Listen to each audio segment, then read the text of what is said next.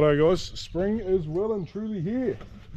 Big Blue is looking as dirty as I left it last season, as is Big Yellow. A bit of rust starting to show up in this thing, which is what happens when it doesn't get used for a season. Yeah, look at this. This is nasty. It's real nasty. We're going to get some stuff on there to hopefully stop it rusting. And then, yeah, hopefully in the next couple of years we make some bloody money so we can actually afford to take it to an engineer and say just give her a birthday. On other news, stern drive's back. Woohoo! It's had a birthday, but for now we're going to go and check tyre pressures. No, they all look fine, and then grease everything because it needs greased. Right, all done. You see quite a lot of grease underneath there because the grease nipple on the bottom of that walking beam, yeah, didn't want to take any grease. I'm pretty sure I got enough into it. Look, 120 pumps. The rest of it's all done. I've got this, and I really do rate this thing, but at the moment it's filthy because it still has one of those on it. My old grease gun's got the Allen Lube Quick Connect, the lever one, which I'm going to replace this with because these are just, well, they're junk. I don't know why grease gun companies are still persevering with them. Actually, one more grease nipple to do.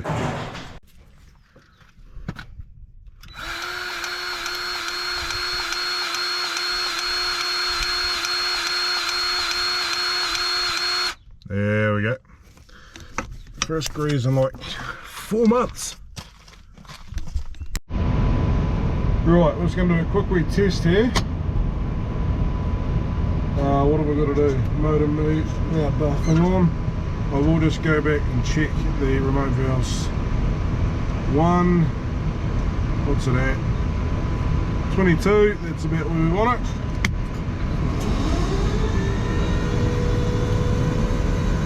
No big plumes of oil, that's a good thing.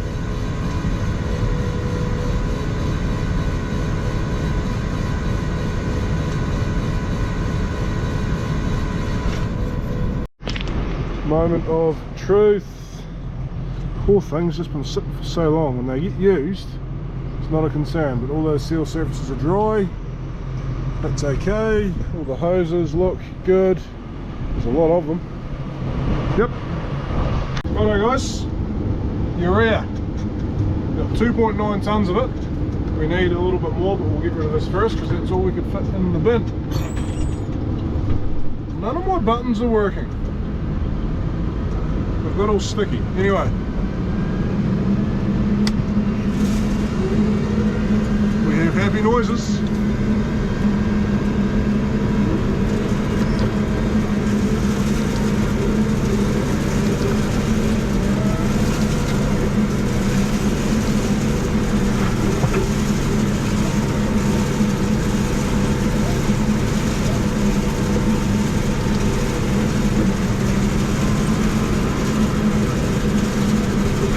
I think I'm happy. Haven't got a lot of battery left, so I'll catch you in a minute. Right, so what we're doing here, because it does look like we've got quite a bit of grass here, we kind of have, is we're just going to do some paddocks that have got me a bit nervous. We have a huge amount of grass on farm right now. It's absolutely awesome. Hope that rate's right, we'll find out. Most we've had for a long time. We have spread the sheep out a week early, which is not ideal for grass growth, but we had lots of this, hang on, this sort of grass, which is just really nice, or even more, and it seemed a shame to graze those paddocks with a big mob down to nothing, and then spread the sheep out half the time on really good covers and half on really bad. So we decided just to spread the whole lot out on really, really good covers at light rates, and well, they're always at light rates, and voila. Come on, girlie, over we go. Over we go. Oh, you're heavy. And another one. Over we go, girl. There you go. So that is the triplets, and that's the sort of grass they're in right now. That's going to stay like that. They're probably coming out of there tomorrow. Well, it looks a lot greener, but there is definitely less in there, so it's getting urea. That one there, and then a little 2 hectare one, just the next one down. They don't need it, but it's the old story. They don't need it now. We don't know what the weather's going to do between now and the end of September, so kind of thinking, yeah, we're just going to do it. It's not a big bill. It'll give us more feed down the line. What we do with that is then up to us. Hopefully we don't need it, as in hopefully September's not a shitty month, but yeah, if it is, we will be better prepared. Well guys, Southland's putting on an absolute stunner tonight. Yeah, very, very green for the time of year. Hopefully that's not a sign of things to come. Well, hopefully it is a sign of things that are going to keep coming. Hopefully it's not a sign that we're just growing a whole lot of grass right now because we're going to need it a week down the road. Anyway, a couple of cast ewes just down there we'll go sort out. Go around these ones, and then the early lambers, 1, 2, 3 and 4. Those ones there are not lambing. And then yeah, feed some cattle and get the rest of this fertilizer on. Come on girl, over we go, over we go. Oh no, oh no, it's not nice, is it? Hey, there you go. Take your time girl, we'll turn the bike off and save you stressing so much. Just take your time. I think she's just going to sit there for a bit and catch her breath. Can be quite a dangerous thing casting. They wind up flat on their backs. Oh girl, yeah, that was a bit silly. Hey, I know, you're in a lot of pain because you've got gassy, haven't you? Can you stand up there girl? Right, she's sitting there happy enough. Anyway, like I was saying, they wind up flat on their backs, and then the whole digestive system doesn't work properly, and they wind up struggling to breathe, and then of course that stresses everything. So yeah, they can die really quick. It doesn't happen very often, but it's just the old story, where do you draw the line? We probably lose 2 or 3 sheep at this time of year to cast. Later on in the season might lose another few. I hate losing sheep cast, but I mean, you just drive around them all day every day looking just for that, which causes other issues at lambing. Yeah, it's a bit of a challenge, but she's kind of perking up a wee bit. She's not shaking. I reckon the best thing we can do is just drive away from her. This one might get going a bit easier. That better girl? I think she's slipped. Hard to know, she could just be late. Crikey girls, come on, up you get, there you go, there you go. And there. Hoping this one's alive. Oh yep, she's on her side. They're on this side, they live for a long time, like plenty long enough for us to find them. Going around them twice a day once lambing starts, but once at the moment. There you go. Some grass in here. So we got 365 ewes in this 7 hectare paddock. Now obviously they're not going to all lamb in here because that would be chaos. But there's 7 hectares here. There's 5 hectares there. There's about 4.5 or 5 down there, and there's 15 right there, and they're all going to get spread out on that.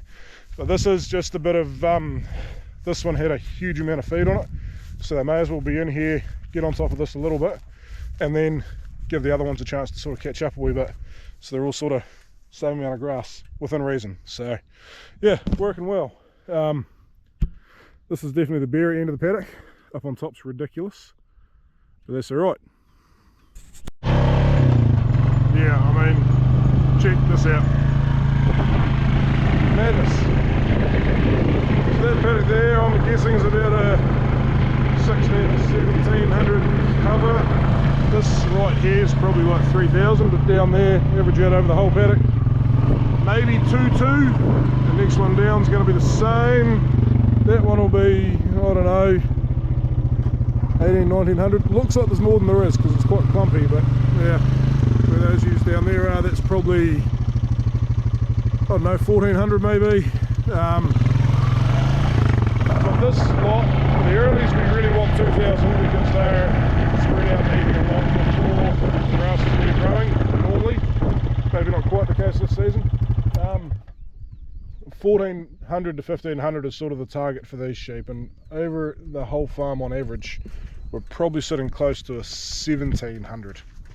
Now when you consider that going into winter we were concerned about how much grass we had, as in not enough, and yeah, we were wondering what options we could look into come spring to fix that. The only thing, there's two things that have happened that have saved their butts in that respect. Winter has been, it hasn't really been that forgiving, it hasn't been harsh. Like, we had a lot of frosts, and we had a lot of reasonable frosts, like -5, -6 for us is good. We've had 3 times that, or -15 I've seen here in the past, but it's not common. Like a 7-degree frost is still called a big frost. We had a lot of -4s, -5s, and they kill growth. We had a lot of cold, wet weather early on. That, to be fair, probably helps growth a little bit because it doesn't freeze. But you don't get any sunshine. But the one thing we didn't have was very many sheep on grass, because they were all on crops that had done exceptionally well. So the big factor there is that we had good crops. The other big factor is that because we grow crops, we also regrass, and we just go from grass to Swedes to grass. We've been around the whole place once now. This is our third year, hang on, let me think. Oh no, it's our second year. No, yes it is. We've had 2 years of Swedes in the second round. I'm having issues there because Environment Southland want me to pay them money for a consent to plough the paddocks I want to plough, and I don't want to. We'll see what happens there. I'm just going to different paddocks for now. Hopefully eventually we can, some common sense can prevail there, we'll see.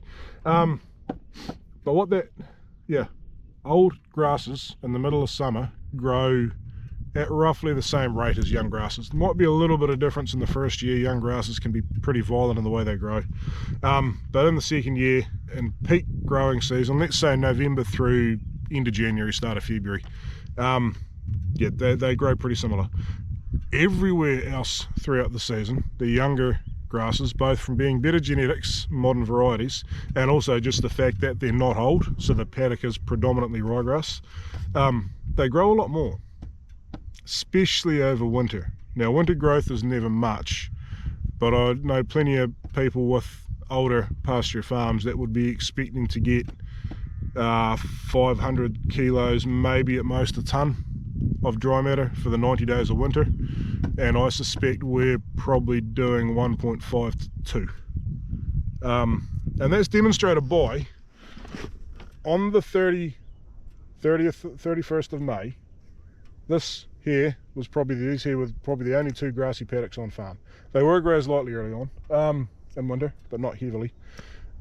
And now look at the place. I know from here you can't really see much of it, but you've seen around in this video and previous videos, and our grass covers.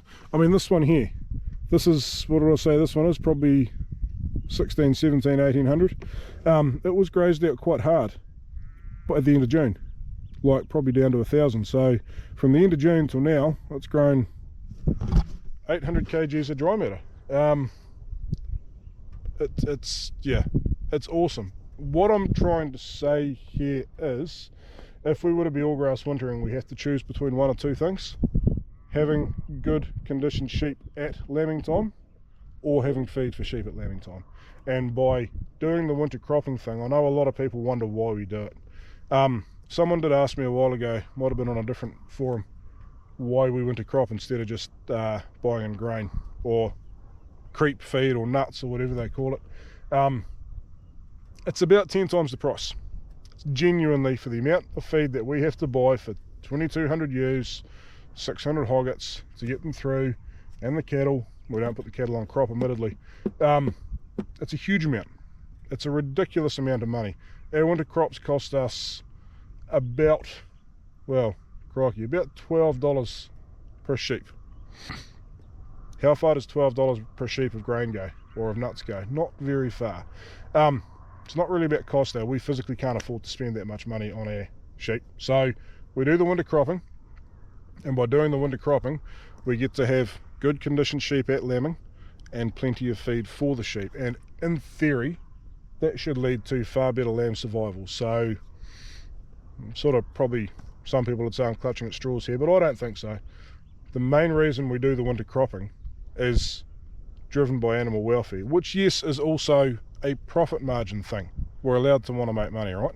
So yeah, we want to make more money. It makes us more money, but at the same time it is improving welfare outcomes for the wee lambs when they're born, because mum is in good condition and mum has enough feed to make the milk to get them up and going. So sorry, just a little bit of a rant there, because I know there's still a lot of talk about winter cropping around the world, and there's a lot of people have spread a lot of bull droppings about it, and yeah, they probably need to be held to account, but right now we can't really do that. So I'm just here trying to fill in the gaps and try and replace the misinformation with factual information. So hopefully that came across all right, guys. So you see the triplets. Another set of triplets. Yep. Crikey. Something down here somewhere. Hopefully she's climbed out. Looks like she has.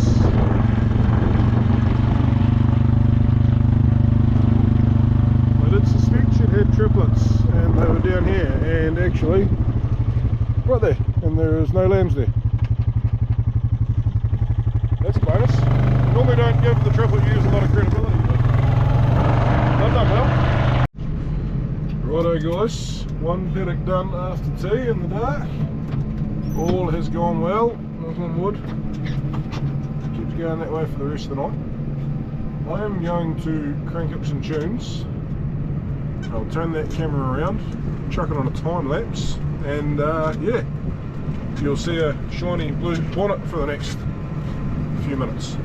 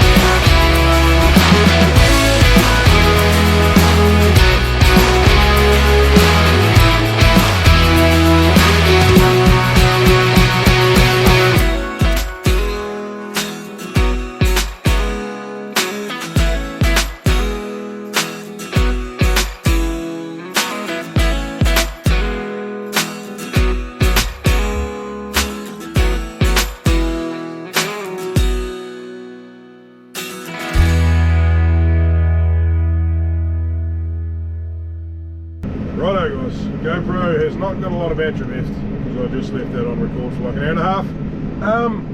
However, we'll go do one little fun bit. we'll see if we can not put the tractor on its roof. I've only got a dual on one side, which is to get through gateways. Hopefully tomorrow afternoon we'll get into some cultivating. We'll have 2 duals on, but we'll just play that one by ear. Yeah.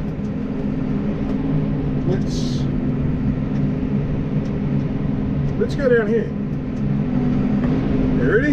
You holding on? It's going to roll off a little bit. Ah, those damn lights. The wiring connection there's got dodgy, and man, in the dark it doesn't actually look very steep, does it? Whee!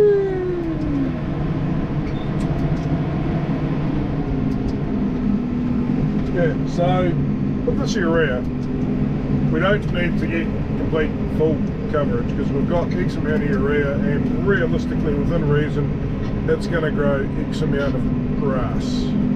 So Y amount of grass.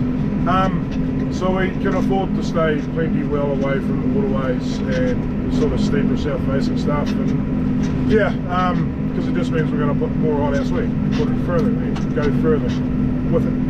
We're not putting it in more paddocks. So yeah, we just sort of keep going. There's more grass out here than I thought too, which is, well, it's not really probably very good business for us, decision making, but if we have a really crappy September, I'll probably be quite happy that I've done this, because no matter what you do, you're going to grow a certain amount. There's some flexibility with that. The better the weather, as long as you've got moisture, the more it's going to grow, because it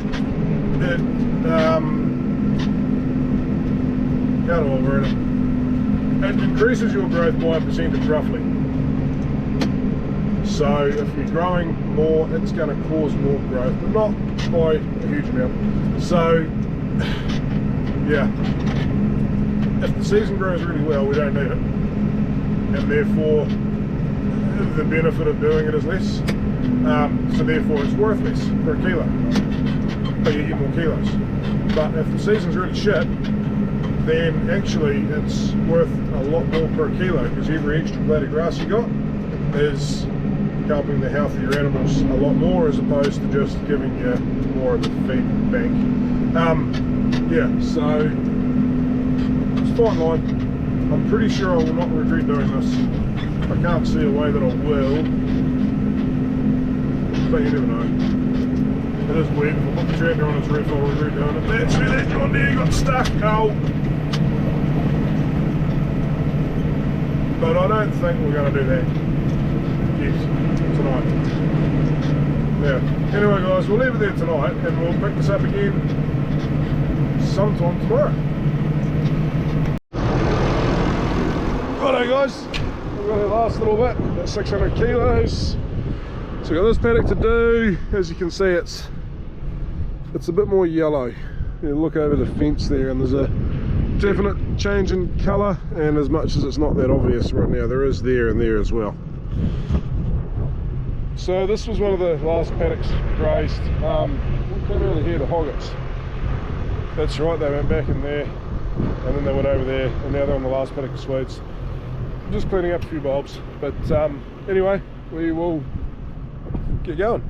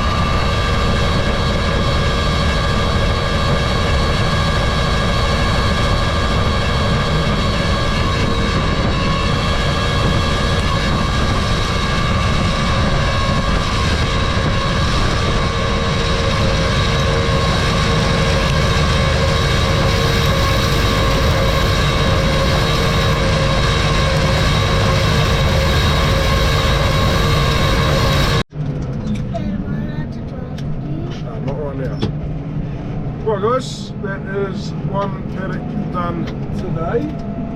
That's good. I just clipped the camera up beside the exhaust and it never recorded, which is just brilliant. Yeah, that's what it is. Turn you around for a minute. Obviously the gateway is quite wet, but can you see the colour of that paddock? I don't know whether it'll be this afternoon, tonight or tomorrow, but I get the feeling we're going to get some ground ripped up. I'm looking at the forecast. Because, no, that gate's alright, dude. Because, yeah, like... Both of them? Yeah. Because the gateway's still a bit wet in certain places, but the vast majority of that is definitely good to go. Righto, guys. Into the last paddock. Well, it won't be the last paddock. We should have about 200 kilos left. I don't know exactly where I want to put it if we have that left. So, sneak in through this gateway if she'll turn. It's quite greasy down there. Gonna catch on that rock. There we go. Must we drift? Gonna hit it? No, we're not. Look at that. Straight through. The bulk is drifting down quite badly. There we go. Just that one little bit's quite wet. Right.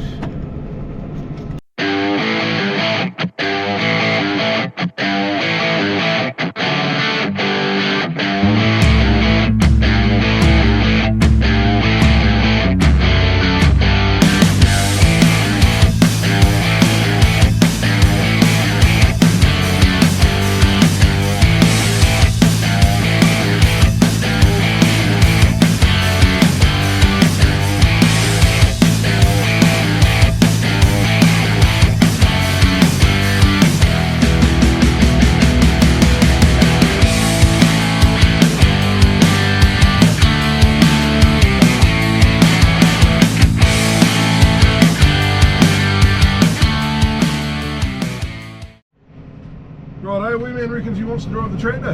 You put it down to 9, that one there. Push it down 3 times. Right, now I'll put my foot on the clutch for you because you can't reach that. You take this lever, you pull it down and then push it up. So I'll pull it towards you and then go up. No, it's backwards. Up, there you go. Right, now let go. There you go. That good? Do I turn? You can turn wherever you want. You go up again. That's that one. Go up 2 more if you want. There we go. You want to drive it around in a circle. Turn that way a little bit. A bit more. A lot more. Yep, whoop. Now turn back the other way. Quite a lot, not all the way, but more. More. Whoop, hold it there. Whoop, no, just hold it there. That's right. Do I just do that? Yep. You're going to tell me tractor driving's easy now, aren't you? Yeah. There's no sheep in it, but No. there's sheep beside it. That's right.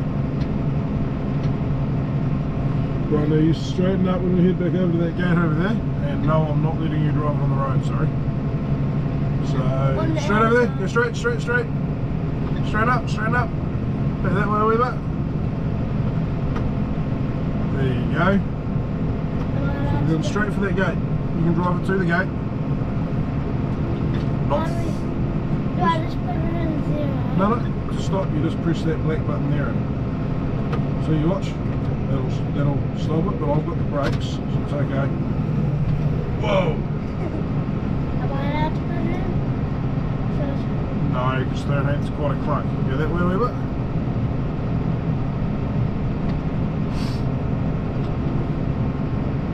I don't really hit it. Whoop, sit in the seat.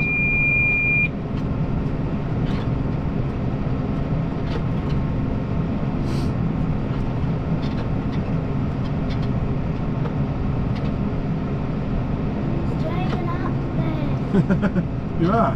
Right, you press that button. Push it. That's right.